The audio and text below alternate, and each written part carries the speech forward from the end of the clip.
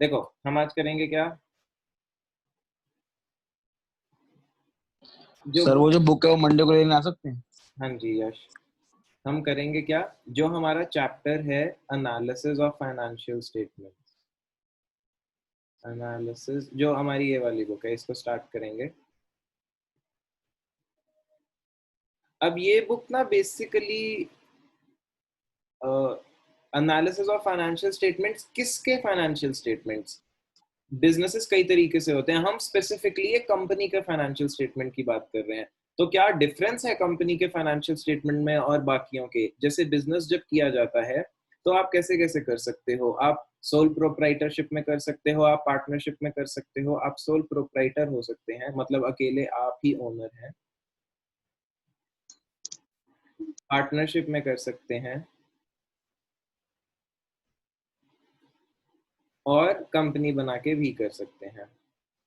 तो इन अभी तक जो हमें पता है वो यही है। हम सोल प्रोप्राइटरशिप पढ़ चुके 11th में, पार्टनरशिप भी पढ़ चुके इससे पहले, और अब कंपनी बचा है। इन दोनों की बैलेंस शीट का, इन दोनों के बेसिकली फाइनेंशियल स्टेटमेंट्स क्या होते हैं, P&L और बैलेंस शीट, ये दोनों, इन दोनों का बैलेंस शीट, इन दोनों का कोई फिक्स फॉर्मेट नहीं है। क्या कोई फिक्स फॉर्मेट एग्जिस्ट करता है? नहीं करता। हम अपनी मर्जी से, फिक्स फॉर्मेट मतलब मेरा कि यही चीज लिखनी है, यही चीज लिखनी है, ऐसा कुछ एग्जिस्ट नहीं करता। हम टी शेप बनाते हैं, अपनी मर्जी से चीजों को ऊपर नीचे भी लिख देते हैं। कंपनी के लिए अब यहाँ क्यों है ऐसा, और कंपनी के लिए कैसा है? कंपनी के लिए फाइनेंशियल स्टेटमेंट्स का फिक्स्ड फॉर्मेट लिखा हुआ है, इनका एक फिक्स्ड फॉर्मेट है। क्यों है फिक्स्ड? कहाँ से आया? आया ऐसे कि जो कंपनी के ऊपर गवर्निंग लॉ क्या है इंडिया में, कंपनीज एक्ट 2013, उसके अंदर एक फिक्स्ड फॉर्मेट बता दिया गया कंपनीज के लिए कि जब आप बैलेंस शीट बनाओगे तो ऐसे ही बनाओगे, जब आप प्रॉफिट एंड लॉस बनाओगे अपना तो ऐसे ही बनाओगे। अब ऐसा क्यों, ये भेदभाव क्यों किया जा रहा है? यहाँ तो कुछ नहीं बोला गया, यहाँ तो कंप्लीट फ्रीडम है। पहले एसेट साइड पे पहले कैश लिख दो, या वहां पे आप पहले नॉन करेंट लिख दो, करंट लिख दो, या इनमें तो एग्जैक्टली करंट और नॉन करंट को कभी डिफाइन ही नहीं किया गया। एक सोल प्रोप्राइटर के लिए करंट और नॉन करंट भी काफी हद तक फ्लेक्सिबल है, वो अपने हिसाब से कुछ भी मान सकता है। पार्टनरशिप भी मान सकता है, मेरे लिए ये करंट या नॉन करंट, एक बेसिक क्राइटेरिया बस फॉलो कर ले, 12 मंथ्स वाला, 12 मंथ्स के अंदर करंट, 12 मंथ्स के बाद नॉन करंट। कंपनी के लिए करंट नॉन करंट को बहुत स्पेसिफिकली डिफाइन किया गया, वो लिखा गया एक्ट में कि सिर्फ इन चीजों को आप नॉन करंट मानोगे और इन्हीं चीजों को करंट मानोगे। किस चीज को आप इन्वेस्टमेंट मानोगे, किस चीज को आप बाकी सारी चीजें मानोगे जो टर्म्स यूज की जाती हैं। तो बेसिकली हाँ, सही हम कह रहे हैं, क्योंकि लोग कंपनी के शेयर्स खरीदते हैं। देखो यहाँ सिर्फ शेयर्स की बात नहीं है, शेयर्स तो एक एग्जांपल है। कंपनी एक ऐसी ऑर्गेनाइजेशन है जो बहुत ज्यादा कॉन्टिन्यूसली पैसा रेज करती है, पैसा बाहर के लोगों से लेती है, चाहे वो शेयर्स की फॉर्म में ले ले, चाहे वो लोन की फॉर्म में ले ले, चाहे वो डिबेंचर, अभी हमें डिबेंचर नहीं पता, पर मैं बस बता रहा हूँ, डिबेंचर की फॉर्म में ले ले, कमर्शियल पेपर की फॉर्म, जैसे भी वो लेना चाहे, वो बहुत पैसा रेस करती है दूसरे लोगों से। तो तब भी फिक्स फॉर्मेट की जरूरत क्यों पड़ी? अभी भी हमें ये नहीं समझ आया कि फिक्स फॉर्मेट क्यों चाहिए, क्योंकि उसका रीजन ये है, ये एक कंपनी है जो कि ड्रॉ नहीं हो रही, अब हो रही है। ये एक कंपनी है,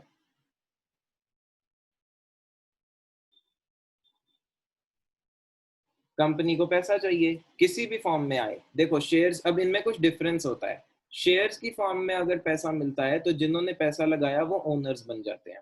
अगर लोन की फॉर्म में पैसा लिया है तो जिन्होंने पैसा लगाया वो मालिक नहीं बनते, वो कर्जदार बनते हैं। हम कुछ टाइम के बाद पैसा लौटा भी देते हैं अलॉन्ग विद द इंटरेस्ट। और भी कई तरीके हैं, डिबेंचर्स है, डिबेंचर्स में भी कोई ओनर नहीं बनता, अगर आप डिबेंचर के थ्रू पैसा रेस करो तो भी ओनरशिप नहीं जाती, वो भी एक तरीके से आउटसाइड लायबिलिटी है, एक टाइम पे कर देंगे। कमर्शियल पेपर है, कमर्शियल पेपर भी ऐसा ही तरीका है। तो कई सारे और तरीके हैं हमारे पास, अभी हमें ज्यादा इसमें नहीं जाना, हमें बस ये समझना है कंपनी अल्टीमेटली पैसा रेस कर रही होती है। या फिर अब आप मेरे को एक ये चीज बताओ, आप डेफिनेटली आप मॉल्स वगैरह तो सभी बहुत ज्यादा घूमते हैं, मुझे ये बताओ, क्या तुम मुझे देख करके दूर से बता दोगे कि ये जो मैकडोनल्ड्स है हमारे सामने, इसका कितना प्रॉफिट होता है एक साल का? क्या आप बता सकते हैं? सिर्फ देख करके कोई नहीं बता सकता, किसी भी बिजनेस को देख करके नहीं बताया जा सकता कि वहां पे कितना प्रॉफिट या कितना लॉस हो रहा है। या उनके कितने एसेट्स या कितने लायबिलिटीज हैं, हम देख करके कैसे बता देंगे? तुम बोल सकते हो बहुत चलता है या नहीं चलता है इतना, पर मे बी वो बहुत ज्यादा चलता है, उनकी सेल्स बहुत ज्यादा है, पर उनके एक्सपेंसेस उससे भी ज्यादा हो जो तुम्हें दिख ना रहे हो। तो सिर्फ ऐसे देख करके बोल देना कि बहुत अच्छा बिजनेस है या बुरा है इज वेरी स्टूपिड, जो कि कई लोग कर भी देते हैं, क्योंकि कॉमन सेंस थोड़ी कम प्रिवेल करती है।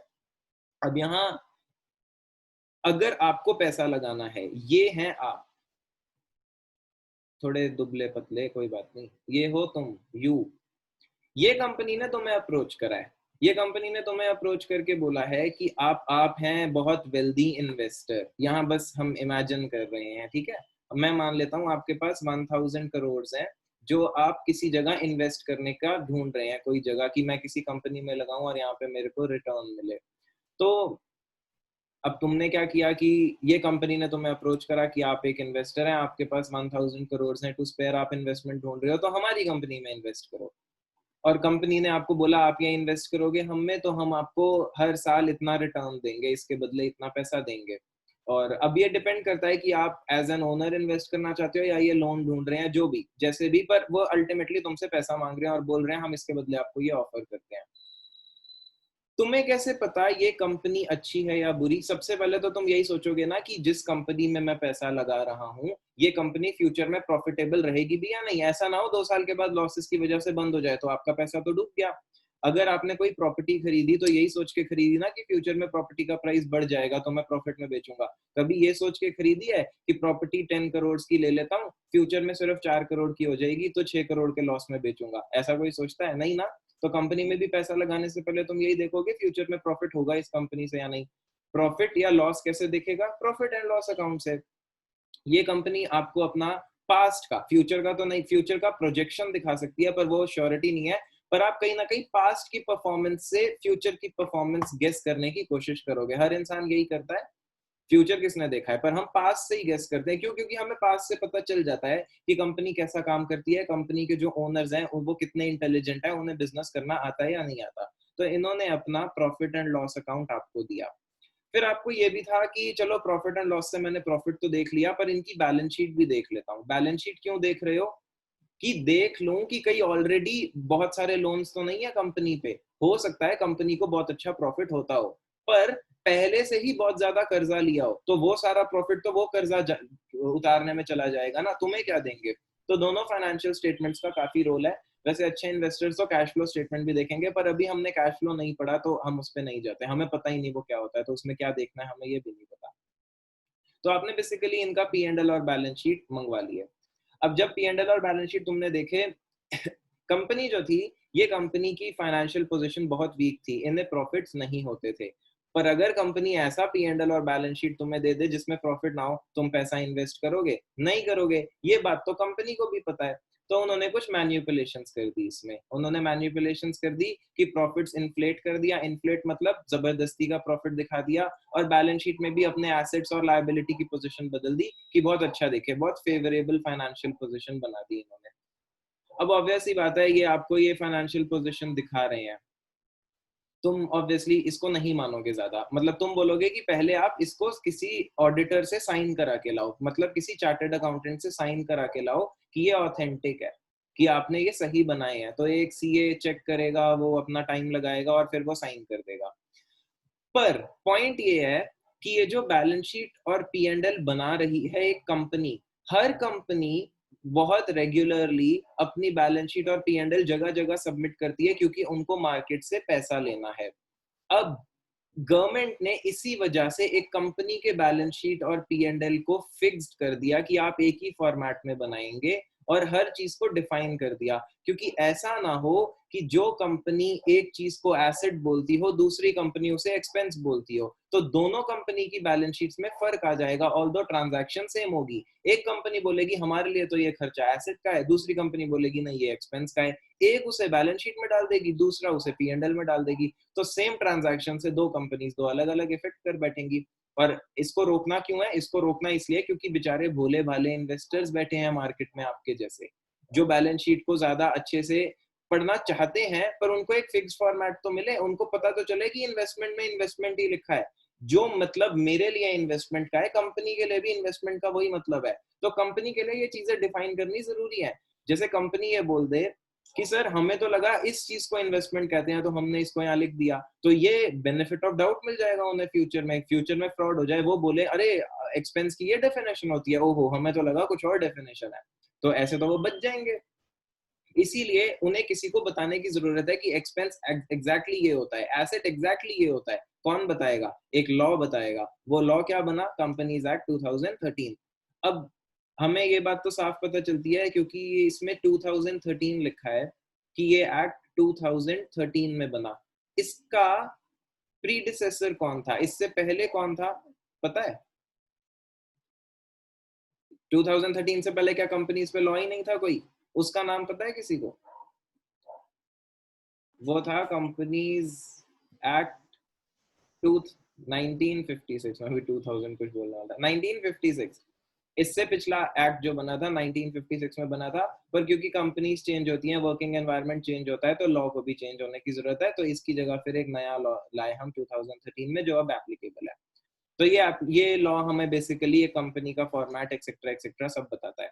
अब मैं आपको दिखा देता हूँ कि अब कंपनी की बैलेंस शीट आप इस पर्टिकुलर बुक में, बैलेंस शीट पूरी तो बनानी नहीं आएगी, बट जो फर्स्ट चैप्टर है उसमें आपसे पूछ लिया जाएगा कि ये चीज इन्वेस्टमेंट है या नहीं, ये वाली चीज कोई अदर करंट एसेट में आती है या नहीं, ये चीज करंट एसेट है नॉन करंट एसेट है। तो हमें मतलब सीखने होंगे अब हर चीज के। तो सबसे पहले तो अब एक कंपनी की बैलेंस शीट दिखती कैसी है वो हमें एनालिसिस में दिखेगा। सर मेरे एग्जाम में इसका फर्स्ट चैप्टर भी आ रहा था, मतलब मेरे को वो भी याद करना पड़ेगा हाँ जी, फॉर्मेट पूरा। फॉर्मेट पूरा याद करने की जरूरत हमें नहीं है, हमें ये सीखने की जरूरत है कि किस हेड में क्या चीज आती है। देखो क्वेश्चन कैसा आएगा फर्स्ट चैप्टर का, मैं वो दिखा देता हूँ आपको। वो यहाँ पे आपसे पूछ रहा है, under which main heads and sub heads of equity and liability will you classify the following items while preparing balance sheet of a company as पर शेड्यूल। देखो यहाँ ना इस बुक में एक गलती है, ये बैलेंस शीट एज पर शेड्यूल 3 है, इसे इग्नोर करना। आपकी बुक में कहीं पर भी अगर रिवाइज शेड्यूल 6 लिखा है, उसकी जगह शेड्यूल 3 लिखना। ये पुराना नाम था, इसे अपडेट करना रह गया और वो रिवाइज शेड्यूल 6 ही हो गया। मैं बता दूंगा ऐसा क्यों है या क्या रीजन है। वो पूछ रहा है प्रपोज डिविडेंड को बैलेंस शीट में कहां डालेंगे, किस हेड में डालेंगे। अब ये समझने के लिए देख लो बैलेंस शीट कैसी होती है। बैलेंस शीट कुछ ऐसी दिखेगी अब हमारी कंपनी की। अब ये टी शेप नहीं है, ये हॉरिजॉन्टल नहीं बन रही, ये वर्टिकल बन रही है। ऊपर लिखेंगे हम, जिनके पास बुक्स हैं वो अपनी बुक्स में देख लें। ऊपर वाली साइड पर पहले हम सारे इक्विटी एंड लायबिलिटीज लिख देंगे। यहाँ पे सारे इक्विटी एंड लायबिलिटीज, इक्विटी मतलब कैपिटल है, यहाँ पे कैपिटल और लायबिलिटी, और नीचे वाले साइड पे सारे एसेट्स। और ये जो यहाँ पर इन्होंने बाइफर्केशन किया है हर चीज का, वो फिक्स्ड है, आप बदल नहीं सकते। अगर कोई चीज एग्जिस्ट नहीं करती तो हम उसे लिखेंगे ही नहीं, पर कुछ एक्स्ट्रा मिल गया तो एक्स्ट्रा कोई चीज है ही नहीं, वो इन हेड्स के अंदर ही जाएगा। ठीक है, बोलो। सेम आपकी आवाज नहीं आ रही, प्लीज चैट में लिख दो, मेरे को कुछ समझ नहीं आ रहा। सर पेज कौन सा? पेज है पेज 9। ठीक है, तुम्हें ये बैलेंस शीट बनाने को नहीं आएगी, दोबारा से याद कर, ये चीज समझ ले, हमें ये बनाने को नहीं आएगी। हमसे बस ये बोल दिया जाएगा, वो आपको एक आइटम दे देगा एसेट की और बोलेगा कि इन सारी आइटम्स में से वो आइटम की एसेट किस हेड में आती है। तो आपको जैसे डेटर, मुझे बताओगे यहाँ डेटर, इनमें से किस आइटम में डेटर को लिखा जाएगा? कोई देख के बता सकता है? संयम, मैंने आपका क्वेश्चन आंसर कर दिया कि फॉर्मेट नहीं बनाना आएगा, वो सिर्फ हेड पूछेगा तुमसे। मेरे को बताओ, ये तुम्हें एसेट्स दिख रहे हैं, डेटर एक एसेट है, इनमें से कहां पर डेटर लिखोगे? सर डिपेंड करता है वो ऑपरेटिंग साइकिल वगैरह वगैरह से। मैं बोल रहा हूँ कि वो डेटर आपका करंट एसेट है। अब इनमें से किस में डेटर को लिखोगे? करंट एसेट के अंदर भी कितनी है? सर ट्रेड रिसीवेबल्स में। Trade receivable. तो यही चीजें बस आपसे एग्जाम में पूछी जाएंगी कि ऐसी ये आइटम है, इसको कहाँ डालना है आपने। ये सर उसके लिए हेडिंग भी याद होनी चाहिए ना? हेडिंग तो आपको याद होनी चाहिए, तो नहीं तो बताओगे क्या? वो यही तो पूछ रहा है किस हेडिंग में लिखना है, तो हेडिंग तो पता ही होनी चाहिए, वो याद हो जाएगी। उसका कोई इतना बड़ा टेंशन नहीं है। धीरे धीरे हम, जैसे स्टार्टिंग के डेज में डेबिट क्रेडिट का रूल भी तो तुमने ऐसे ही लगा था, तुम्हें डेबिट क्रेडिट कैसे याद होगा, आपकी कैसे रूल्स याद होंगे? याद हो जाता है, कोई प्रॉब्लम वाली बात नहीं है। ठीक है, और इसी तरीके से P&L का फॉर्मेट भी फिक्स्ड है। और अब हम P&L को P&L बोलेंगे भी नहीं, तो सर क्या बोलेंगे? अब बोलेंगे statement of profit and loss. एक कंपनी के लिए जब हम रेफर करते हैं प्रॉफिट लॉस तो हम स्टेटमेंट SPL बोलते हैं, ठीक है। अब हम बड़े बच्चे हो रहे हैं, अब हम एक्चुअली रियल अकाउंटिंग सीख रहे हैं। बचपन में तो 11th में अपनी मर्जी से जैसे मर्जी टेढ़ा मेढ़ा उल्टा फुल्टा लिख दिया। ऐसे नहीं करती कंपनीज, वो करेंगी तो पेनल्टी लग जाएगी। सर अगर ये कंपनी अगर इसका फॉर्मेट बदल दे कोई अपनी मर्जी से, उसे अच्छा ना लगे, उसे लगे कि नहीं पहले करंट लिख देते हैं फिर नॉन करंट लिख देते हैं, बहुत बड़ी प्रॉब्लम हो जाएगी। वो ऐसा नहीं कर सकते। इस फॉर्मेट के साथ छेड़छाड़ एक्सेप्टेबल नहीं है। इस फॉर्मेट में हर चीज का प्रोविजन दिया गया है। कभी ऐसी कोई आइटम आपके सामने नहीं आएगी जो इन चीजों में फिट ना होती हो। हर चीज इनमें फिट होगी। आपको पता होना चाहिए कि कौन सी चीज ने कहाँ जाना है। जैसे यहाँ लिखा है कैश एंड कैश इक्विवेलेंट, तो आपको मतलब पता होना चाहिए कैश इक्विवेलेंट का क्या मतलब होता है, इसमें क्या क्या चीजें आएंगी, वही हम इस चैप्टर में सीखेंगे। और अगर आपके स्कूल में या किसी भी और जगह पहले रेशियो करा दिया या कैश फ्लो करा दिया, तो आई डो नॉट नो कैसे करा दिया, क्योंकि रेशियो में फॉर एग्जांपल हमारा फॉर्मूला है current ratio, current asset by current liability. जब आपको पता ही नहीं है कि करंट एसेट क्या होता है और करंट लायबिलिटी होता क्या है, तो आप रेशियो अगर निकाल रहे हैं, बच्चे फिर भी निकाल लेते हैं क्योंकि वो रट लेते हैं। वो रट लेते हैं इस चीज को डाल देंगे, इस चीज को यहाँ डाल देंगे, बस उन्हें नहीं पता डाल क्यों रहे हैं। तो ये भी मतलब आई डो नॉट नो, तरीके हैं अपने अपने पढ़ने के। हम ऐसे नहीं पढ़ने वाले। हम पहले समझेंगे एक एक टर्म जिसकी हमें जरूरत है और फिर हम रेशियोज करेंगे। हाँ जी सर प्रॉपर मतलब प्रॉपर हर डेफिनेशन को डिफाइन करने का रीजन तो ये था ताकि एक इक्विवेलेंट आइडियोलॉजी बन जाए हर चीज हाँ को जी लेकर। हाँ जी, लेकिन इसका एग्जैक्टली यही मतलब था। हाँ बोलो। लेकिन फिर हर चीज की पोजीशन सेट करने का क्या फायदा, उससे क्या फर्क पड़ता है कि हम उससे ये कौन सा फर्क एसेट पड़ता कभी है भी कि लिखें? जिसको बैलेंस शीट, जिसने ये बैलेंस शीट देख रखी हो पहले से, उसको पता हो कौन सी चीज कहाँ ढूंढनी है। उसको पता हो कि करंट एसेट के अंदर फोर्थ पॉइंट में मेरे को कैश दिखेगा। वो अब कंपनी अपनी मर्जी से इसको ऊपर डाल दे, इसको नीचे डाल दे, तो वो बेचारा ढूंढता रहे कि किस चीज को कहाँ लिखा गया है। इस चीज को अवॉइड करने के लिए एक फिक्स फॉर्मेट भी डाला गया कि इसी ऑर्डर में चीजें लिखी जाएंगी। अगर कोई एग्जिस्ट नहीं करती, जैसे आपके पास ट्रेड रिसीवेबल है ही नहीं, तो हाँ फिर आप सी को हटा ही दो। फिर ऐसा नहीं कि लिख करके जीरो लिखो। कंपनी फिर भी ऐसा कर देती है, वो अगर नहीं है तो भी लिख करके सामने भी जीरो लिखती है। मैं आपको एक रियल, आपने HUL कंपनी सुनी है, हिंदुस्तान यूनिलीवर, बहुत सारे प्रोडक्ट्स हैं। इनकी बैलेंस शीट देखो। इनकी बैलेंस शीट किस ईयर 2019, इन्होंने ये बैलेंस शीट बनाई है। ये एसेट्स लिखे हुए हैं इन्होंने, ये बिल्कुल सेम ऑर्डर है। इन्होंने सब कुछ वही लिखा है जो वहां पर है। नॉन करंट एसेट्स के अंदर इन्होंने सारे अपने फिक्स्ड एसेट्स पहले लिखे। ये जो गुडविल है ये परचेज्ड है ना? हाँ जी, ये वाली गुडविल परचेज, और फिर इसे राइट ऑफ, ये देखो सर 2018। हिंदुस्तान यूनिलीवर भी परचेज हो रखे हैं। अरे हिंदुस्तान यूनिलीवर ने किसी और की गुडविल परचेज की है। परचेज गुडविल किसी और की होती है, जो आपने किसी और की खरीदी है। अच्छा ठीक है सर। परचेज अपनी ही परचेज करके क्या दिखाएंगे, तो किसी और की सर परचेज। किसी और बंदे ने खरीदी हो हिंदुस्तान तो यूनिलीवर और वो तो उसके अकाउंट्स बना रहा हो, मैं कह रहा हूँ। नहीं नहीं नहीं, किसी और बंदे ने हिंदुस्तान यूनिलीवर की गुडविल खरीदी तो उसकी बैलेंस शीट में दिखेगी ना। फिर वो हिंदुस्तान यूनिलीवर की बैलेंस शीट में क्यों दिखेगी? उसने खरीदी तो उसकी बैलेंस शीट में जाएगा। ठीक है। ये 2019, ये 2019 की फिगर्स हैं, ये 2018 की फिगर्स हैं। दोनों सालों की बनानी होती है रियल लाइफ में। क्यों 2 साल की बनानी होती है? कंपैरिजन के लिए, ताकि पता चले कि पिछले साल कितने फिक्स्ड एसेट्स थे और इस साल कितने फिक्स्ड एसेट्स हैं। ठीक है, ये इस तरीके से कंपैरिजन हो पाए। एक सेकेंड, यहाँ क्या लिखा है सर? गुडविल राइट ऑफ क्यों नहीं हुई? संयम, आपने गुडविल आई ही कब है? गुडविल आई ही 2019 में। उससे पहले जीरो थी और उसके बाद 36 करोड़ की हुई है। ये सारी फिगर्स करोड़ में है, कहीं आपको लगे बस 3,907 रुपए। ये रुपए नहीं है, ये रुपीज एंड करोड़ है। ठीक है। और अभी आपने AS 26 नहीं पढ़ा इंटैंजिबल एसेट्स पे, तो आपको पता भी नहीं है कि गुडविल को राइट ऑफ कब कब करना होता है। तो अभी आप ये क्वेश्चन, अभी मैं कैसे आंसर दूं जब हमें पता ही नहीं। जब हम सीए करेंगे तो हम ये देखेंगे कि इस गुडविल को कब राइट ऑफ करना होता है।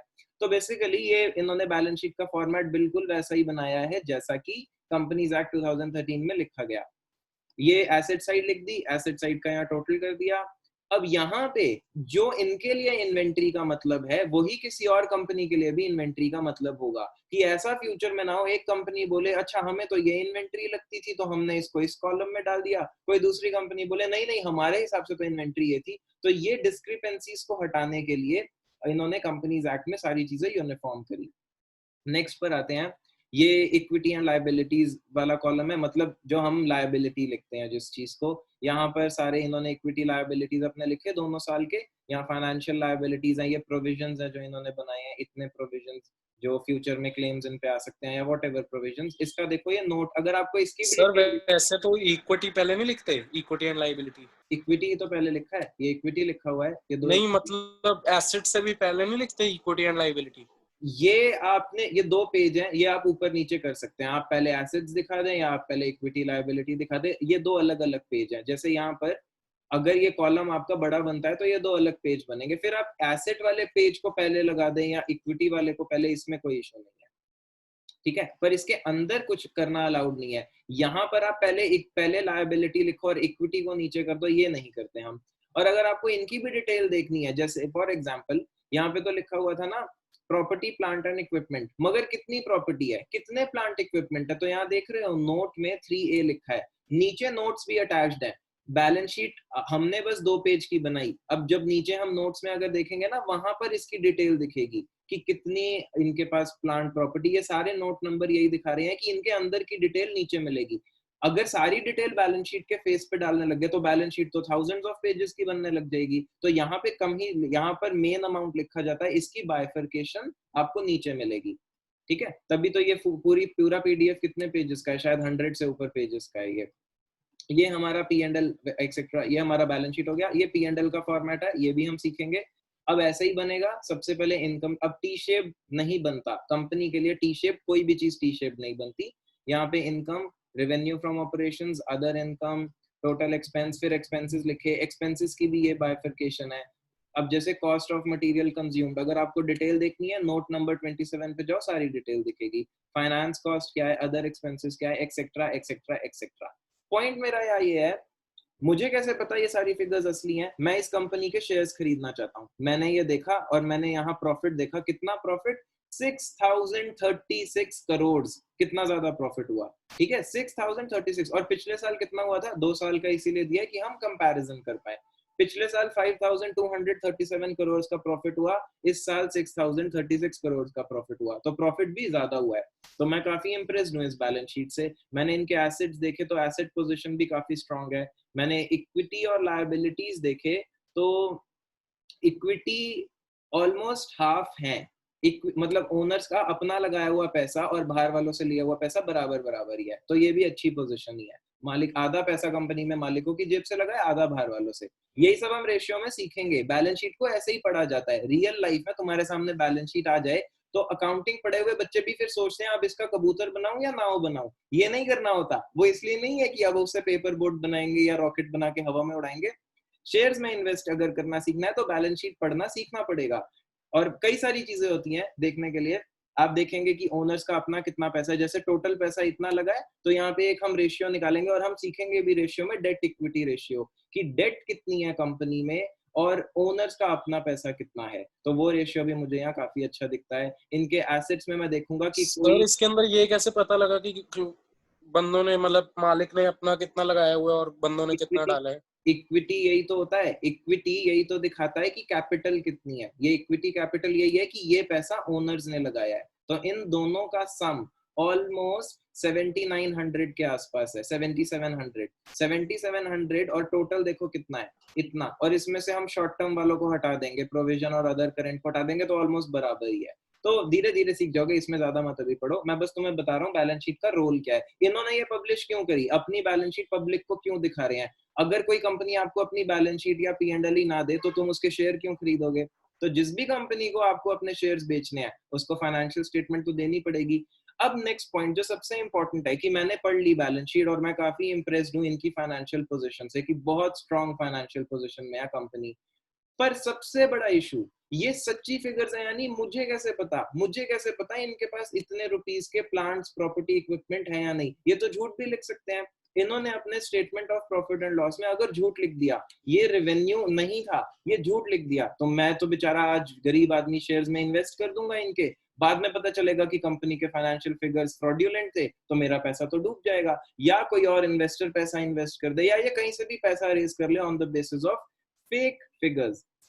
तो यहाँ हमें ये देखना होगा कि statement of profit and loss के नीचे कुछ सिग्नेचर्स दिखते हैं, हमें कुछ लोगों के नाम दिखते हैं। अब क्योंकि ये कॉपी पीडीएफ में सीधा अपलोड कर दी गई, जब आप रियलिटी में देखोगे इस पे साइन भी होंगे, और हम ऊपर भी देखते हैं तो बैलेंस शीट के नीचे भी हमें साइन दिखेंगे, हमें यहाँ दिखेगा कौन लोग हैं जो साइन कर रहे हैं। तो यहाँ ध्यान से देखेंगे, यहाँ देख रहे हो for BSR and company firm, ये चार्टर्ड अकाउंटेंट्स है, ये एक फर्म है जो इस पे साइन कर रही है। अब दिमाग में तुम्हारे क्वेश्चन आ रहा है कि सर इसकी फीस कितनी मिली होगी, वो इसी में दिख जाएगा। मेरी बात को क्या सुनोगे, इसी में आपको दिखा दूंगा इस काम की फीस कितनी मिली है इस चार्टर्ड अकाउंटेंट को। ये BSR and company LLP, firm registration number भी लिखा है, पार्टनर का नाम भी लिखा है, पार्टनर का मेंबरशिप नंबर भी लिखा हुआ है, और ये बाकी सारे कंपनी के लोग ही हैं, क्योंकि वो भी बताते हैं, वो भी साइन करते हैं कि हमने सच्ची बनाई। और सबसे पहले किसका साइन है, सबसे बड़ा स्पेस में सीए का साइन, क्योंकि सीए ने ऑथराइज किया है कि ये सारी फिगर्स सच्ची हैं। इसके बिना इस बैलेंस शीट की कोई वैल्यू नहीं है। अगर ये साइन ना हो तो ये बैलेंस शीट फिर एक्चुअली पेपर बोट या रॉकेट बनाने के लायक ही रह जाएगी। यही फाइनल अथॉरिटी है कि ये बैलेंस शीट ठीक है। तो तुम सोचो जिन्होंने भी साइन करा उनके ऊपर कितनी बड़ी रिस्पॉन्सिबिलिटी थी। इस बैलेंस शीट के बेसिस पे ये company thousands of crore raise करेगी लोगों से। अगर झूठी फिगर्स हुई वो पैसा डूब जाएगा फ्यूचर में, और सीए के लिए भी बहुत प्रॉब्लम होगी, along with all these gentleman जिन्होंने साइन किया है, या अगर कोई लेडी है तो दैट लेडी। तो यहाँ बैलेंस शीट के नीचे भी हमें साइन दिखता है और यहाँ पे भी साइन दिखता है। अब हम खोजते हैं इसके लिए ऑडिट फीस मिली कितनी, जो कि यहाँ पर हमें सीधा सीधा दिख जाएगी। अदर एक्सपेंसेस है नोट नंबर 34 में, अदर एक्सपेंसेस की डिटेल के अंदर हमें ऑडिट फीस दिख जाएगी। अगर सीए को बुद्धू बना दिया तो, संयम कह रहा है अगर सीए को बुद्धू बना करके साइन करवा लिया तो भैया आप फिर सीए को जानते नहीं है। सीए को बुद्धू बनाना इतना आसान काम नहीं है। सीए बाकियों को बुद्धू जरूर बना सकता है, पर ऐसे बहुत रेयर केसेस होंगे जहाँ सीए बुद्धू बनाओ। जिन्होंने ये बैलेंस शीट बनाई है ना, उन्होंने बनानी सीए से सीखी होगी, तो वो जिससे बनानी सीखी है उसको क्या ही बुद्धू बनाएंगे हम। नोट नंबर 34 पे जाकर के देखते हैं अदर एक्सपेंसेस की डिटेल क्या है। उस डिटेल के अंदर अंदर हमें अमाउंट दिख जाएगा ऑडिट फीस का। अब नोट नंबर 34 कहीं नीचे होगा जहाँ नोट्स शुरू होते होंगे। ये है नोट नंबर 29, ये है 30, 33 में देखो जैसे डेप्रिसिएशन लिखा है। 34 अदर एक्सपेंसेस, अदर एक्सपेंसेस में मिसलेनियस एक्सपेंसेस हैं, इसमें आते हैं नीचे। ये सारी फिगर्स इन करोड़ हैं, ठीक है। यहाँ तुम सोचो 4 रुपए मिले थे, 4 रुपए नहीं मिले थे, 4 करोड़ मिले थे इस काम को करने के। तो और ये एक कंपनी है, इंडिया में ऐसी बहुत सारी कंपनीज हैं। तो again this brings me to the point कि जो लोग बच्चों को सिखा रहे हैं कि सीए प्रोफेशन आउटडेटेड है, ये पावर क्या और भी लोगों के पास है इंडिया में बैलेंस शीट के नीचे साइन करने की? नहीं, सिर्फ चार्टर्ड अकाउंटेंट साइन कर सकता है। आप इंडिया में कोई भी बैलेंस शीट उठा लें किसी भी कंपनी की, अपनी मर्जी से कंपनी का नाम ढूंढो और इंटरनेट पे जाके उसकी बैलेंस शीट देखो, आपको नीचे सीए का साइन ही मिलेगा, और किसी के पास ये पावर है ही नहीं। और अगले जब तक दुनिया है, इंडिया है, ये पावर सीएस के पास ही रहेगी और किसी को नहीं मिलने वाली, ठीक है। तो यही रीजन है कि ये प्रोफेशन कैसे आउटडेटेड है। मैं उनसे बिल्कुल समझना चाहूंगा जो ऐसी बातें बोलते हैं कि एक बार मुझे प्लीज समझा दो कैसे ये प्रोफेशन आउटडेटेड होता जा रहा है। तो वेल वो अलग चीज है, वो समझा भी नहीं पाएंगे, वो बस बोलने की बात है। यहाँ स्टैट्यूटरी ऑडिट फीस 1 करोड़। अब इसका ब्रेकअप क्या है ये तुम्हें नहीं समझ आएगा, तुम्हें नहीं समझ आएगा स्टैट्यूटरी ऑडिट फीस क्या होती है, टैक्स ऑडिट फीस क्या होती है, इस सब को छोड़ते हैं। पर टोटल इनको अपने सारी ऑडिट फीस का 1 करोड़ करके 4 करोड़ दे दिए गए हैं। इसके अलावा ये तो चेक करने के पैसे मिले, ठीक है, ये तो चेक करने के। आपको लगता है जब कंपनी बैलेंस शीट बना रही होगी उनको हर चीज आती होगी? उनके अकाउंटेंट्स भी कई जगह प्रॉब्लम में फंसे होंगे कि हमें नहीं समझ आ रहा इसको क्या करें। उस टाइम पे प्रोफेशनल एडवाइस किसी दूसरे सीए से ली गई होगी। उसका रीजन ये है जो सीए चेक कर रहा है अगर वही एडवाइस दे बनाने के लिए तो फिर वो चेक क्या कर रहा है? मैं अपने काम को ही थोड़ी ना चेक करता हूँ। तो बनाता एक दूसरा सीए है और चेक एक दूसरा सीए करता है। तो जिस सीए ने बनाया उसको भी फीस मिली और बनाने वाले को वैसे ज्यादा फीस मिलती है, उसकी प्रोफेशनल सर्विसेज की फीस ज्यादा होती है यूजुअली। तो कई कंपनीज में professional fees goes up to 18 crore. और मैं ऐसा नहीं कह रहा कि ये सारा पैसा आपका प्रॉफिट है, क्योंकि ऑब्वियसली ये काम 3-4 महीने लेता है ये बैलेंस शीट चेक करना। अगर मैं तुम्हें बोलूं इतने थाउजेंड्स ऑफ करोड़ की फिगर्स चेक करो तो 2-3 दिन में थोड़ी ना होगा, months, it will take months and it will take a team of 30 people, 20-30 people जो कि ये काम करेंगे, आते जाते रहेंगे। तो उन सबकी सैलरीज वगैरह हटा के भी ये एक ही तो क्लाइंट है। जो बड़ी फर्म्स है उनके पास कितने सारे क्लाइंट्स हैं और वो ऐसी फीस उन्हें पे कर रहे हैं। अब अगेन ऐसा नहीं सोचेंगे हम कि सीए बनते ही ऐसे पैसे ऊपर से गिरने लगते हैं। इतना नाम बनाने के लिए कि ऐसी कंपनी आपको अपना ऑडिटर असाइन करे, थोड़ा सा और टाइम लगता है, क्योंकि आपको अपना नाम बनाना होता है मार्केट में। ठीक है, डॉक्टर्स कहीं हैं, पर कुछ डॉक्टर्स हैं जो स्पेसिफिक सर्जरीज के लिए बहुत ज्यादा फेमस हैं, तो डॉक्टर तो बाकी भी हैं। इसी तरीके से सीएस भी बहुत सारे हैं, पर कुछ स्पेसिफिक है जिनके पास ये है। तो पॉसिबिलिटी तो एग्जिस्ट करती है ना इस लेवल तक पहुंचने की। ऐसा तो कुछ नहीं है कि हम पहुंच नहीं सकते। अगर हम पहले ही सोच लेंगे कि ये हो ही नहीं सकता, तो फिर तो हो ही नहीं सकता, पर आपको पॉसिबिलिटी तो ऑलवेज ओपन रखनी होगी। ठीक है, तो ये बैलेंस शीट का फॉर्मेट हो गया, एक्सेट्रा एक्सेट्रा सब। अब हम आते हैं प्रैक्टिकल पोर्शन पे कि इसको करना कैसे है। देखो, अगर मैं रेशियो चैप्टर लिखूं, तो रेशियो चैप्टर में काफी सारे रेशियोज हैं जो हमने करने हैं। हम स्टार्ट करेंगे सबसे पहले करंट रेशियो से। करंट रेशियो का फॉर्मूला होता है current asset upon current liability. तो यहाँ तो पहले सीखना होगा कि करंट एसेट क्या होता है और करंट लायबिलिटी क्या होता है। सीधा मैं आपको बता सकता हूँ कि ये चीजें डाल देना, पर वो रटना हो गया, उसका क्या फायदा। हम समझ लेते हैं किसको डाल। सर इसको हेडिंग क्या दूं रजिस्टर में, जैसे बाइफरकेशन करनी है तो क्या लिखूं बुक का नाम? एनालिसिस ऑफ फाइनेंशियल स्टेटमेंट्स, जो बुक का नाम है यही लिखो। कंपनी लिख दूं? क्या लिख दूं? कंपनी? नहीं नहीं, आप एनालिसिस ऑफ फाइनेंशियल स्टेटमेंट्स ही लिखो। ठीक है, तो क्या डेफिनेशन है कंपनीज एक्ट में? सर ये कौन सा चैप्टर है पहला? ये चैप्टर फर्स्ट है, जो अभी हम जो डेफिनेशंस करेंगे वो फर्स्ट है। कंपनीज एक्ट 2013 के अंदर करेंट एसेट और नॉन करेंट एसेट की डेफिनेशन क्या है, ये देखनी है हमें। 11 से पता है कि जो 12 मंथ्स में बिक जाए वो करेंट, जो 12 मंथ्स के बाद बिके वो नॉन करेंट। ये डेफिनेशन गलत नहीं है, मगर ये इनकम्प्लीट है, क्योंकि कुछ एसेट्स ऐसे भी हैं जो कि 15 महीने के बाद बिकेंगे, पर फिर भी मैं उन्हें करेंट बोलूंगा, नॉन करेंट नहीं बोलूंगा। ठीक है, क्योंकि अब हम बड़े बच्चे हो गए हैं, तब हम छोटे थे, अब हम बड़े हो गए हैं, तो बड़े होने के बाद तो ऑब्वियसली बड़े बच्चों वाली पढ़ाई करेंगे, और वो पढ़ने के लिए हमें बुक चाहिए। अब इस बुक में करंट लायबिलिटीज हमें नीचे मिलेगा थोड़ा सा,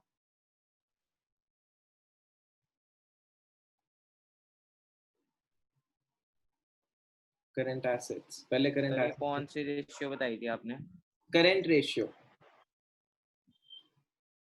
पर मेरे को करंट एसेट किस पेज पे लिखा था?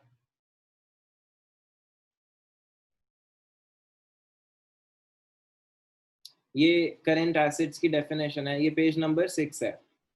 6 नंबर पेज पे देखो, यहाँ हर एक चीज डिफाइंड है, बैलेंस शीट की हर आइटम डिफाइंड है, बट सीधा डेफिनेशन पढ़ के नहीं समझ आता। ये सबके साथ होता है, तो वी नीड समबडी जो हमें थोड़ा सा डिटेल में समझाए। करंट एसेट 4 चीजों को बोला जा सकता है। आप देख रहे हैं ए बी सी डी और सब में और लिखा है, मतलब ये वाली चीज, या फिर ये वाली चीज, या फिर ये वाली चीज, या फिर ये वाली चीज। इन चारों में से कोई भी एक क्राइटेरिया फुलफिल कर ले तो करंट एसेट। 11th में सिर्फ एक क्राइटेरिया पड़ा था, 12 मंथ्स वाला। तो अब यहाँ स्टार्टिंग से देखते हैं क्या लिखा है और मतलब इसका देखते हैं। आपको ये डेफिनेशंस याद नहीं करनी होंगी, ठीक है, ये सिर्फ नॉलेज के लिए, आपके लिए।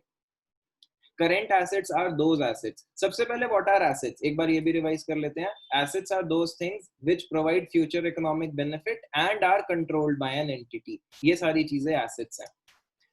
तो करंट एसेट कौन सा है? एक्सपेक्टेड टू बी रियलाइज्ड इन और इंटेंडेड फॉर सेल और consumption in normal operating cycle of the company. अब ये क्या वर्ड है, ऑपरेटिंग साइकिल।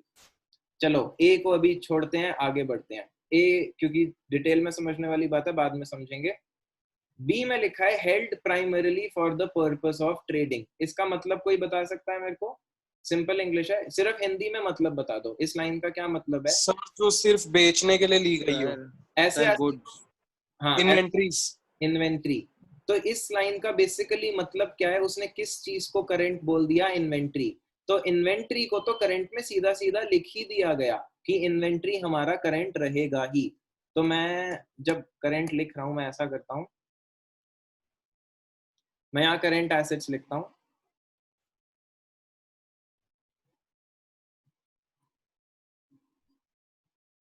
उसमें ए पॉइंट को अभी मैं छोड़ देता हूं। बी में held primarily for the purpose of trading, मतलब वो चीज जो बेचने के लिए है हमारे पास। बेचने के लिए हमारे पास क्या होता है? इन्वेंट्री। तो इन्वेंट्री हमेशा करंट है, ठीक है। और क्या लिखा है? सर अगर कोई प्रॉपर्टी की बहुत बड़ी कंपनी है, मतलब कंपनी कर सकती है सर प्रॉपर्टी डीलिंग का काम? कुछ भी कर सकती है। सर अगर मान लो प्रॉपर्टी डीलिंग का काम करती है वो, तो वो उसको अपनी प्रॉपर्टी को फिक्स्ड एसेट में नहीं दिखाएगी? अगर प्रॉपर्टी को बेचती है तो वो उन्हें इन्वेंट्री। नहीं सर, डीलिंग का ही काम करती है। हाँ, तो एसेट्स देखो, ऐसे कभी भी हम किसी एक एसेट को देख के नहीं बोल सकते ये फोन मुझसे कोई पूछे फिक्स्ड एसेट है या इन्वेंट्री है, तो क्या आंसर दूं? मैं क्या बोलूं? ऐसे सर मैं बोल ही नहीं सकता। मैं उससे पूछूंगा कि बिजनेस किस चीज का है, आप किस बिजनेस के लिए पूछ रहे हैं। फिक्स्ड एसेट या inventory, this is a subjective thing. Fixed asset वो चीज है जो यूज के लिए खरीदी है, और इन्वेंट्री वो चीज है जो बेचने के लिए खरीदी। जो एसेट कंपनी खुद यूज कर रही है वो फिक्स्ड एसेट है, और जो एसेट बेचना है वो इन्वेंट्री है। ये 11th क्लास के लिए ना डिटेल में डिस्कस किया था, मैं आपको वीडियो फॉरवर्ड कर दूंगा, प्लीज सब देख लेना, ठीक है। वो यूट्यूब चैनल पे ही है, बेसिक टर्म्स में। फिक्स्ड जैसे जैसे मारुति सुजुकी गाड़ियां बेचती हैं, तो उनके लिए गाड़ियां इन्वेंट्री हुई, पर उनके पास और एसेट्स नहीं है। उनके पास बिल्डिंग भी है, उनके पास मशीन्स हैं, उनके पास उनकी फैक्ट्री के अंदर इलेक्ट्रिकल इक्विपमेंट है। ये सारे एसेट्स उनके लिए फिक्स्ड हैं और गाड़ियां उनके लिए इन्वेंट्री है। मैं मारुति सुजुकी से उनकी गाड़ी खरीद लाया, क्या मैं भी अब उसे इन्वेंट्री बोलूं? नहीं, मैं इस गाड़ी को बेचता नहीं हूं, मैं इस गाड़ी को अपने यूज के लिए खरीद के लाया हूं, तो मैं इसे फिक्स्ड एसेट बोलूंगा। ठीक है, आपको पॉइंट समझ आया? हाँ जी सर। तो एसेट का नाम कभी डिसाइड नहीं करता कि वो फिक्स्ड है या इन्वेंट्री है। एसेट का नेचर, हमने उसे किस चीज के लिए खरीदा था, ये डिसाइड करेगा कि वो फिक्स्ड है या इन्वेंट्री है। तो एक कंपनी के लिए जो भी चीज इन्वेंट्री है वो उसे करंट एसेट बोलेंगे, ठीक है। अब आते हैं सी पे। Expected to be realised within 12 months from the reporting date of closing. ये सेम वही चीज है जो हमने 11th में पढ़ी थी, वो चीज जो 12 महीने के अंदर अंदर एक्सपेक्टेड टू बी रियलाइज मतलब बिक जाए। 12 महीने के अंदर अंदर बिक जाए तो मैं बोलूंगा कि वो मेरा करंट है। सी में सोल्ड विद इन 12 मंथ्स। देखो ये एक्चुअली जो ये बुक है ना, अगर ये ठीक से की जाए तो this particular book is your first step towards real life accounting, क्योंकि रियल लाइफ में कंपनीज की अकाउंटिंग यही होती है। और ये पर्टिकुलरली वो अकाउंटिंग का वो वाला एस्पेक्ट है, कंपनी अकाउंटिंग, जिसके लिए मार्केट में जो अर्निंग कैपेबिलिटी है, अगर आप कमा पाए, जो पोटेंशियल है मार्केट में, बहुत ज्यादा है। क्योंकि कंपनी के ऑडिट्स के बहुत ज्यादा पैसे मिलते हैं, पर ऑडिट तो तब करोगे जब तुम्हें खुद पढ़ना आता होगा, खुद कुछ आता होगा। लक्ष्य, हाँ आप क्लास के बाद बुक लेने आ सकते हो, पर मेरे को एक बारी आने से पहले लिख देना, सोल्ड विद इन 12 मंथ्स। तो हमारी या तो इन्वेंट्री हो, इन्वेंट्री हमेशा करंट है, चाहे वो 10 साल में बिके, चाहे वो कितने भी साल में बिके, इन्वेंट्री को तो पर्टिकुलरली करंट लिख ही दिया गया। और कोई भी दूसरी चीज जो 12 महीने में कैश में कन्वर्ट हो जाएगी। सर इसका एग्जाम्पल दो। एग्जाम्पल, आपने किसी से पैसे लेने हैं क्योंकि आपने उसे उधार पे गुड्स बेचे थे। तो जब आपने उधार पे गुड्स बेचे, वो आपका डेटर बन गया। डेटर आपका एसेट है। ये डेटर करेंट है या नॉन करेंट है? आप चेक करो कि क्या ये डेटर 12 महीने के अंदर अंदर पैसे दे देगा, क्योंकि आपको पता है ना कि वो कितने टाइम में पैसे देगा। जब आपने गुड्स बेचे थे, आपने उसे बोल दिया था कि तू मेरे को 3 महीने के बाद पैसे दे दियो। तो अगर वो, if he has agreed to pay you within 12 months, आप उसे यहाँ डाल दोगे। एग्जाम्पल, डेटर सर लेकिन अगर उसने कहा वो दे दे, लेकिन किसी भी XYZ रीजन से डिले होते होते 1 साल पार हो जाए तब? मैं ऐसा क्वेश्चन एक्सपेक्ट कर रहा था। देखो, हम करेंट या नॉन करेंट किस दिन डिसाइड कर रहे हैं? जिस दिन वो डेटर बना, ठीक है। मेरा ये एसेट करंट है या नॉन करेंट, ये जो डेटर है ये करंट है या नॉन करेंट, उस दिन डिसाइड कर रहा हूँ जिस दिन वो मेरा डेटर बना है। उस दिन मुझे कैसे पता कि वो 3 महीने के, उसने प्रॉमिस जो किया मेरे लिए तो वही चीज है ना। तो उस दिन तो मैं उसके प्रॉमिस के बेसिस पे ही उसको करंट या नॉन करंट में डालूंगा। आज आपको कैसे पता कि 3 महीने के बाद वो पैसा देगा या नहीं? ठीक है, तो आज आपके पास जो इन्फॉर्मेशन है उसके बेसिस पे तो वो 3 महीने में पैसा दे रहा है, तो आप उसे करंट एसेट बना दोगे। और अगर अगर वो बोल ही दे, आज ही बोल दे कि मैं 1 साल के बाद दूंगा, तो नॉन करंट बन जाएगा।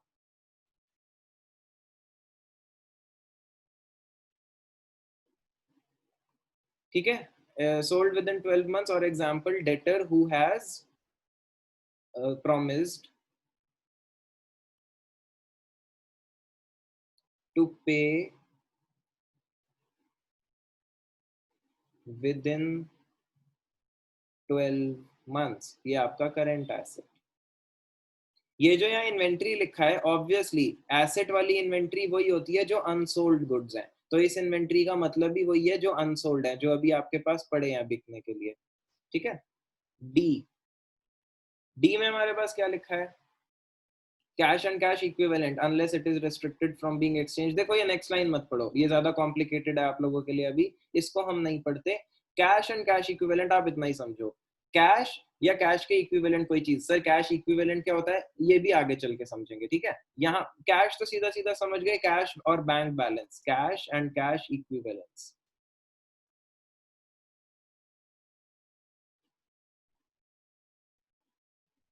इनमें से कोई भी चीज हमारे लिए क्या है, करंट। और मैं इसका एक और एग्जांपल दे देता हूं, वो चीज सोल्ड बोलना ना ठीक नहीं है, मैंने भी सोल्ड लिख दिया। Converted in cash with in 12 months, इसको हम लिख सकते हैं converted into cash with in 12 months. Converted into cash with in 12 months. अब जो फर्स्ट पॉइंट था उस पे आते हैं, या पहले इसका एक और एग्जांपल। आपने एक फिक्स डिपॉजिट कराया, तो फिक्स डिपॉजिट जो बैंक करता है, फिक्स डिपॉजिट होता क्या है, वो कैसे चलता है कि आप बैंक को अपने पैसे दे देते हो और बैंक बोल देता है कि इतने टाइम के बाद आपको इतने इंटरेस्ट के साथ आपका पैसा वापस मिल जाएगा। This is a fix deposit, तो ये एक एसेट है आपके लिए। आपने जब फिक्स डिपॉजिट कराया तो बैंक ने आपसे पूछा कितने टाइम के लिए फिक्स डिपॉजिट करना है, मतलब आप कितने टाइम के बाद आओगे और अपने पैसे को ले जाओगे। आपने अगर 12 मंथ से कम के लिए कराया है, आपने बोला मैं 9 मंथ्स के बाद आके ले जाऊंगा, तो वो भी करंट एसेट है, क्योंकि वो 12 मंथ्स के अंदर अंदर कैश में कन्वर्ट हो रहा है। पर अगर आपने कोई ऐसी डेट बोल दी जो कि 12 मंथ से एक्सीड कर जाएगा, तो वो नॉन करंट हो जाएगा। हालांकि एक कंडीशन और है, जो कि फर्स्ट कंडीशन है। फर्स्ट कंडीशन में क्या लिखा है, एक्सपेक्टेड टू बी रियलाइज्ड और इंटेंडेड फॉर सेल और consumption in normal operating cycle of the company. ये नॉर्मल ऑपरेटिंग साइकिल क्या होता है, तो ऑपरेटिंग यहाँ बेसिकली लिखा ये गया है वो चीज जो कंपनी की ऑपरेटिंग साइकिल के अंदर अंदर कैश में कन्वर्ट हो जाएगी, वो भी करंट है। दोबारा से बोल देता हूं मैं, वो चीज जो कंपनी की ऑपरेटिंग साइकिल के अंदर अंदर कैश में कन्वर्ट हो जाएगी। पर ऑपरेटिंग साइकिल होता क्या है, किस चीज को कहते हैं ऑपरेटिंग साइकिल, तो ऑपरेटिंग साइकिल नीचे हमने डिफाइन किया है, ये है operating cycle. Operating cycle basically is what, पहले मैं यहाँ पॉइंट लिख देता हूँ। पॉइंट है converted into cash with in operating cycle.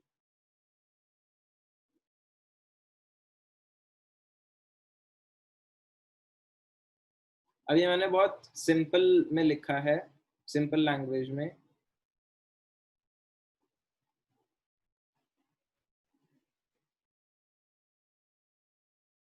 ठीक है, और ये भी और है, मतलब इनमें से कोई भी एक पॉइंट अगर कोई चीज फुलफिल कर ले, कोई भी एक, तो वो करंट एसेट बन जाएगा। But operating cycle, cash equivalent, Mankirat मैं ये कैश इक्विवेलेंट वाला टर्म अभी नहीं समझा रहा, ठीक है, इसको बाद में समझाऊंगा मैं। कैश इक्विवेलेंट बाद में समझेंगे। कौन, यश ने मुझे पहले ही बोला था कि वो शायद जाएगा, तो चलो कोई बात नहीं।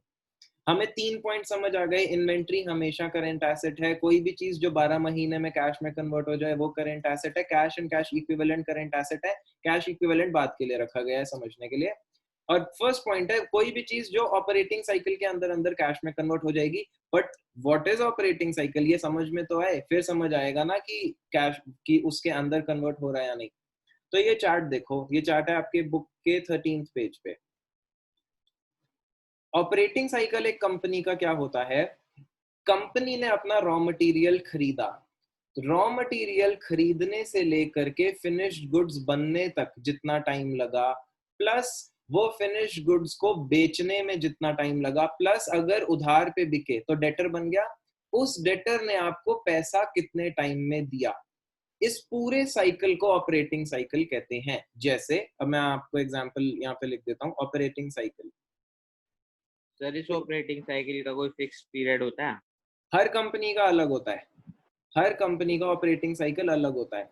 जैसे किसी कंपनी का 18 मंथ्स होगा, किसी का 9 मंथ्स होगा, किसी का कुछ होगा, ये भी सब्जेक्टिव है। हम ऐसे नहीं बोल सकते कि operating cycle is always these many months, ऐसा हम कुछ भी नहीं बोल सकते।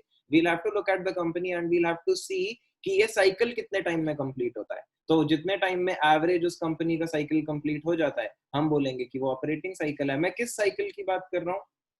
जब कंपनी ने रॉ मटेरियल खरीदा, परचेज ऑफ रॉ मटेरियल,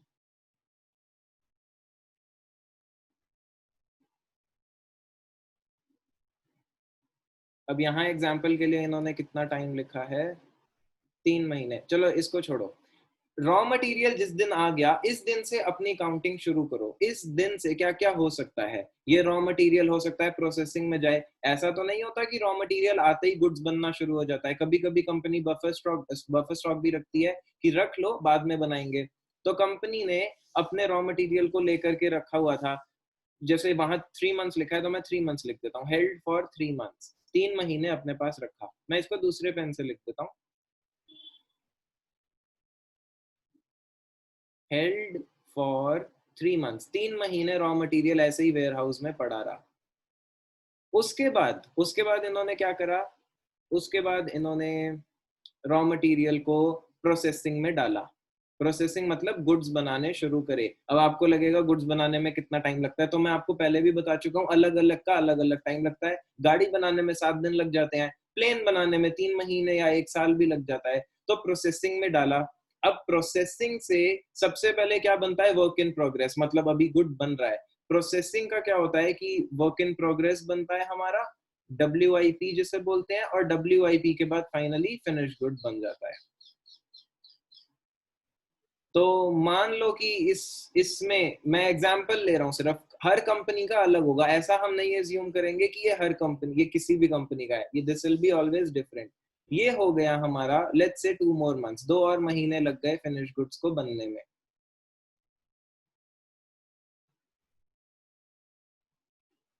तो फिनिश गुड्स बनने में इतना टाइम लग गया। इसके बाद क्या हुआ? इसके बाद आप इसकी सेल ढूंढ रहे हैं, आप बायर ढूंढ रहे हैं जो ये खरीदे। तो ये फिनिश गुड्स आप फाइनली आपने सेल करा, सोल्ड। इसमें और टाइम लग गया, मैं यहाँ लिख देता हूँ।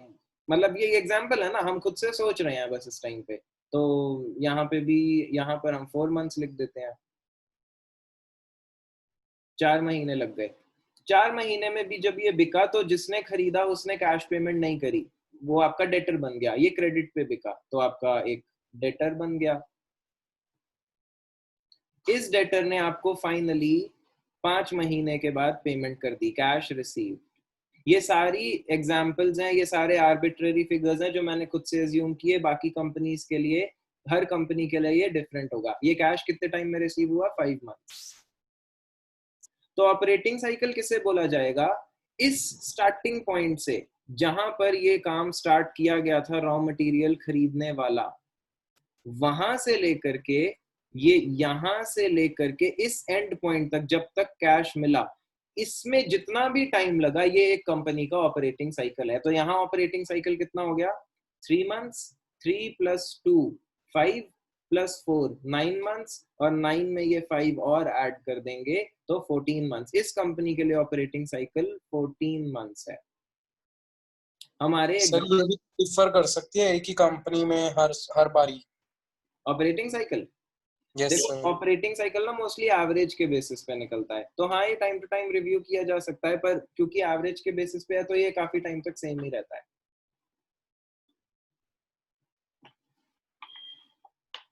ठीक है सर। अब पॉइंट क्या था हमारा? करंट एसेट का पॉइंट क्या था? कोई भी चीज जो ऑपरेटिंग साइकिल के अंदर अंदर कैश में कन्वर्ट हो गई, ठीक है, वो भी करंट है। अब देखो यहाँ पर हमने आज अभी तक क्या सीखा है? हमने सीखा है इन्वेंट्री हमेशा करंट एसेट है। तो बैलेंस शीट में देखते हैं, क्या इन्वेंट्री सिर्फ करंट में ही लिखी गई? क्योंकि नॉन करंट तो ये, अब सर नॉन करंट क्या है? जो भी इस क्राइटेरिया को फुलफिल ना करे, किसी एक पॉइंट में भी ना आ पाए, वो आपका नॉन करंट हो जाएगा। तो इन्वेंट्री तो सीधा सीधा बी पॉइंट में आई गई। तो इन्वेंट्री, बैलेंस शीट पे आते हैं, इन्वेंट्री को करंट एसेट में ही आप देखेंगे हमेशा। कहां पर? बी पॉइंट में, करंट एसेट में इन्वेंट्री। आप इन्वेस्टमेंट को दोनों जगह देखेंगे, इन्वेस्टमेंट यहां भी है और इन्वेस्टमेंट यहां भी है, दोनों जगह इन्वेस्टमेंट दिखती है। मगर इन्वेंट्री सिर्फ यहाँ दिखती है क्योंकि इन्वेंट्री कभी भी नॉन करेंट नहीं हो सकती। अब सर इन्वेस्टमेंट दोनों जगह कैसे दिख जाती है? कोई इन्वेस्टमेंट इन चारों में से कोई क्राइटेरिया फुलफिल ही नहीं करती। फॉर एग्जाम्पल देखो, मैंने बोला आपकी ऑपरेटिंग साइकिल जो हमने निकाली थी वो 14 मंथ्स है। आपने एक इन्वेस्टमेंट करी, इन्वेस्टमेंट मतलब आपने एक ऐसी जगह पैसा लगाया जहां से आप प्रॉफिट एक्सपेक्ट करते हैं। आपने एफडी कराई, एफडी कराई आपने कितने टाइम की? 5 इयर्स की। तो ये जो 5 इयर्स की एफडी आपने कराई है, क्या ये इनमें से किसी भी एक क्राइटेरिया में फुलफिल हो पाएगी? एक बार चेक कर लेते हैं। या मैं इन्वेस्टमेंट में ये बोलूं, आपने किसी को लोन दिया, आपने जिसको लोन दिया है, ये चलो ये इन्वेस्टमेंट ही लेकर के चलते हैं, ठीक है, लॉन्ग टर्म इन्वेस्टमेंट की गई है। ये investment converted into cash with in operating cycle, क्या ये 14 महीने के अंदर कैश में कन्वर्ट होगी? नहीं, क्योंकि ये तो 5 साल की एफडी है, ये 5 साल के बाद कन्वर्ट होगी। ये पॉइंट फुलफिल नहीं हुआ। अगला देखो, क्या ये इन्वेस्टमेंट इन्वेंट्री है? नहीं, इन्वेंट्री इन्वेंट्री होती है और इन्वेस्टमेंट अलग एसेट होता है। नहीं। Converted into cash with in 12 months, क्या ये 12 मंथ्स के अंदर अंदर कन्वर्ट हो जाएगी? तो भी आंसर है नहीं। कैश एंड कैश इक्विवेलेंट ये है नहीं, तो इसको भी, तो ये चारों पॉइंट में ही फिट नहीं हुई। तो ये वाली आपकी इन्वेस्टमेंट का हम क्या करेंगे, इसको उठा करके नॉन करेंट में डाल देंगे। बट यहीं अगर कोई इन्वेस्टमेंट हो जो आपको पता है 9 महीने के अंदर ही कैश में कन्वर्ट हो जाएगी, तो वो इस पॉइंट में भी फिट हो जाती है और इसमें भी हो जाती है। एक में भी हो जाए तो वो करेंट बन जाता है। तो इन्वेस्टमेंट दोनों जगह आ सकती है, डेटर दोनों जगह आ सकता है। अगर आपके किसी डेटर ने आपको बोला है कि सेम आपको वो 2 इयर्स के बाद पैसा देगा, 3 इयर्स के बाद पैसा देगा, तो वो ना तो इस पॉइंट में फिट हुआ, ना इसमें ना इसमें ना इसमें, तो वो नॉन करेंट बन गया। तो कुछ चीजें हैं जो दोनों जगह आ जाती हैं और कुछ चीजें हैं जो सिर्फ इसी में रहेंगी, जिसमें स्पेसिफिकली है इन्वेंट्री और कैश। कैश इन्वेंट्री कभी भी नॉन करेंट नहीं हो सकते क्योंकि वो तो नाम से लिख दिए गए यहाँ पे, तो वो कैसे हमारे नॉन करेंट हो जाएंगे? ठीक है। और यही जब हम बात करते हैं फिक्स्ड एसेट्स की, तो फिक्स्ड एसेट्स क्या होते हैं? एसेट्स हेल्ड फॉर यूज, वो एसेट जो हमने यूज के लिए खरीदे। तो क्या आपका वो एसेट ऑपरेटिंग साइकिल के अंदर बिकेगा? आपने तो बेचने के लिए खरीदा ही नहीं ना उसको, आपने तो खरीदा अपने पास रखने के लिए। तो पहले पॉइंट में फिक्स्ड एसेट नहीं आता। इन्वेंट्री है नहीं फिक्स्ड एसेट, वो एसेट 12 महीने में भी कैश में कन्वर्ट नहीं होगा और वो asset cash and cash equivalent भी नहीं है। तो फिक्स्ड एसेट हमेशा नॉन करेंट रहता है और यही रीजन है कि फिक्स्ड एसेट आपको सिर्फ नॉन करेंट में दिखेगा, यहाँ पे दिखेगा ही नहीं। ठीक है, ये बात अभी तक हमने आज जो किया आपको ये क्लियर हुआ?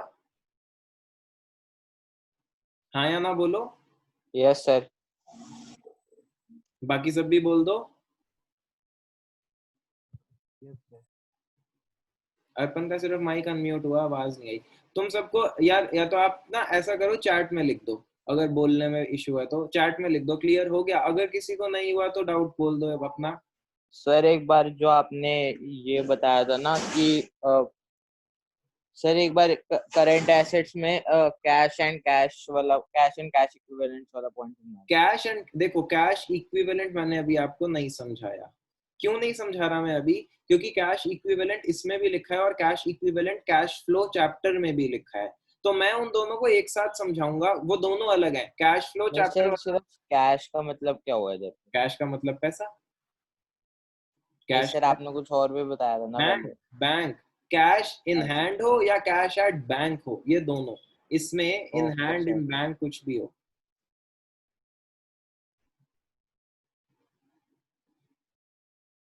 तो अब मैं ना आपको एक चीज, अब आपको ये समझ आ गया? ये 4 पॉइंट्स मैं इनको दोबारा से नीचे लिख रहा हूँ शॉर्ट में, और हम एक छोटी सी एक्सरसाइज करके क्लास खत्म कर रहे हैं। मैं करंट एसेट को चेक करने के 4 पॉइंट्स लिख रहा हूँ। पहला पॉइंट है converted into cash within operating cycle, converted into cash within operating cycle।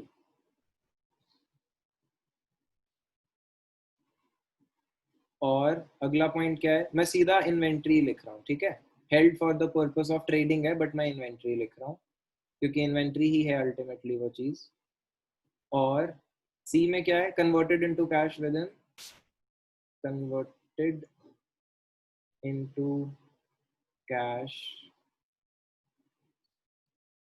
With in 12 months। Last क्या है? और कैश एंड कैश इक्विवेलेंट।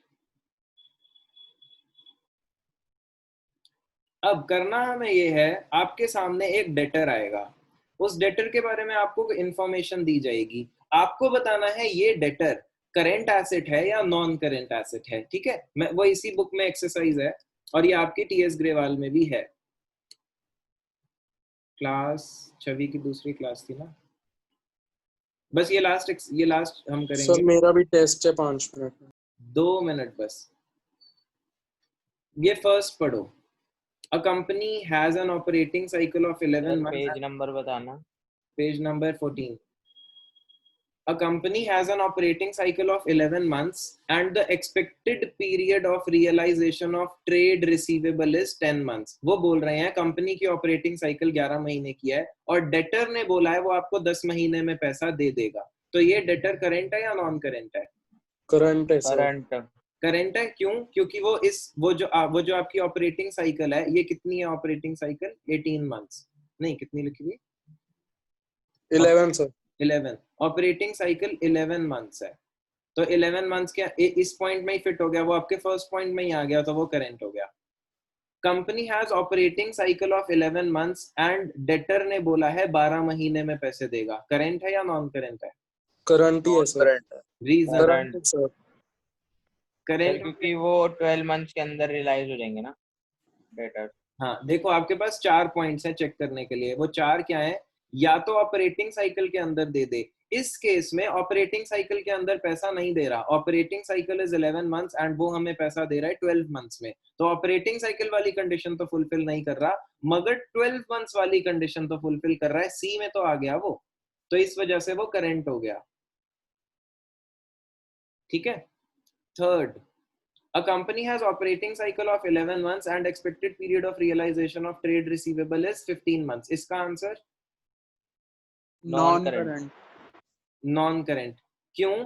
क्योंकि देखो पता है अल्टीमेटली किसी भी चीज में चेक क्या करना है, ऑपरेटिंग साइकिल या 12 मंथ्स, इन दोनों में से जो ज्यादा हो ना उसमें चेक कर लो, उसमें उसके अंदर पैसा आ रहा है या नहीं, बस। तो हमारी ऑपरेटिंग साइकिल क्या है? 11 महीने, और हमारा फोर्थ कंडीशन, वो जो थर्ड कंडीशन है वो है 12 मंथ्स की। ना तो ये 11 महीने में पैसे दे रहा है ना 12 में, तो ये इस कंडीशन से ही बाहर हो गया। ये इन्वेंट्री है नहीं, देखो ये चारों से बाहर होता है। इन्वेंट्री तो डेटर कभी भी नहीं है, कैश एंड कैश इक्विवेलेंट है ही नहीं, सिर्फ ये दो चीजें चेक करने को रह जाती हैं, और ये दो चीजें क्या है? या तो ऑपरेटिंग साइकिल में पैसे दे दे या फिर 12 महीने में पैसे दे दे। इस केस में ऑपरेटिंग साइकिल 11 महीने की है, वो तो 15 मंथ्स में पैसे दे रहा है 11 मंथ्स के बाद, और ना ही वो 12 मंथ्स में पैसे दे रहा है, तो इस केस में नॉन करंट बन जाता है। A company has an operating cycle of 20 months and the expected period of realization of trade receivables is 15 months. अब बताओ इसका क्या आंसर है? Non current. Current sir. Current current current sir. Current इसलिए क्योंकि ऑपरेटिंग साइकिल के अंदर अंदर तो पैसा दे रहा है। तो हमने 11th में जो सीखा था इनकम्प्लीट सीखा था। 11th में हमने सीख लिया था कि 12 महीने के अंदर अंदर पैसे आ जाए तो करंट होता है, पर अब हम ये सीख रहे हैं कि कभी कभी 15 मंथ्स में दे रहा है फिर भी वो करंट है। क्यों करंट है? क्योंकि वो ऑपरेटिंग साइकिल के अंदर तो पैसे दे ही रहा है। Last point, company has an operating cycle of 20 months and expected period of realisation is 24। इसका answer non current. Non current sir. Non current. क्यों? क्योंकि ऑपरेटिंग साइकिल 20 है, ऑपरेटिंग साइकिल में पैसा नहीं आ रहा।